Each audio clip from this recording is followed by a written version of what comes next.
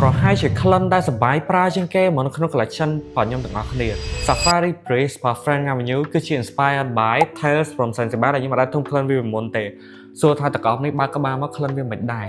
ក្លិនរបស់វាសម័យមើលស្រួលណាស់អ្នកទាំងអស់គ្នាដូចយើងទៅចិត្តផ្លែឈើមានផ្លែ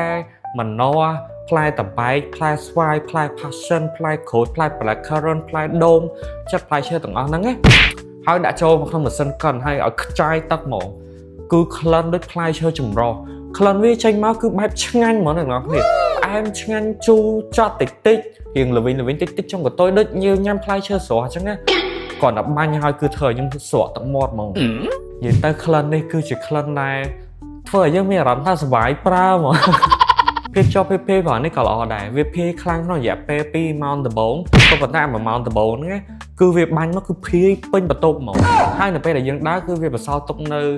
កតុយក្លិនដែលធ្វើឲ្យអ្នកផ្សេងនៅដើរពីក្រោយយើងគឺគេធំក្លិនវាដែរចឹងណាភាពជាប់របស់វាក៏ល្អដែរ8 9ទៅ10ម៉ោងតាមរយៈការប្រើប្រាស់របស់អ្នកទាំងអស់គ្នាអានេះបើខ្ញុំបាញ់លើខ្លួន10ម៉ោងហើយខ្ញុំនៅធំក្លិនវានៅលើខ្លួនរបស់ខ្ញុំដែរគឺអែមខ្លាំងមែនតើភាពជាប់ភាពរបស់នេះណាខ្ញុំទទួលបានការសរសើរច្រើនមែនតើពីមនុស្សផងមនុស្សស្រីផង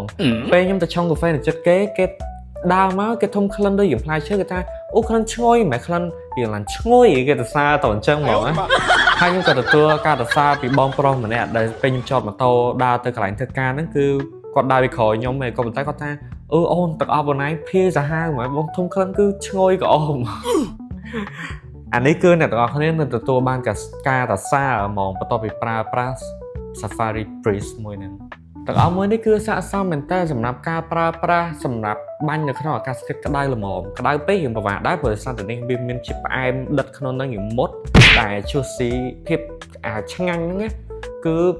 ពេលយើងបាញ់ក្នុងអាកាសធាតុក្តៅពេកអាចធ្វើឲ្យឈឺក្បាលដែរការអាកាសធាតុក្តៅល្មមនោះឧទាហរណ៍ដូចពេលរសៀលដែលយើងចេញទៅញ៉ាំអីជុំគ្នាជាមួយភ័ក្រឬក៏ទៅផឹកស៊ីជួបជុំអីហ្នឹងបាញ់អានេះទៅគឺអែមខ្លាំងមែនតើអ្នកនរទទួលបានការសរសើរហើយលេចធ្លោទៀតទោះថាតើអ្នកទាំងគ្នាគួរទិញទឹកអប់នេះប្រើអត់បើសិនជាអ្នកទាំងអស់គ្នាចូលចិត្តក្លិនដែលប្លែកក្លិនដែលផ្អែមក្លិនដែលដូចផ្លែឈើ fruity ឆ្ងាញ់អ្នកទាំងគ្នាអាចប្រើក្លិននេះបានក៏ប៉ុន្តែបើសិនជាអ្នកទាំងគ្នាជាអ្នកដែលចូលចិត្តប្រើបែប blue fragrance ដូច YSL Vibe, Chanel ឬក៏ 9am Dive អញ្ចឹងអានេះប្រហែលជាមិនសមនឹងអ្នកទាំងអស់គ្នាគួរតែតេស្តមុននឹងទិញទឹកអប់មួយហ្នឹងអញ្ចឹងជាចុងក្រោយខ្ញុំគឺពិតជាចូលចិត្ត Safari Breeze នឹងខ្លាំងមែនតើ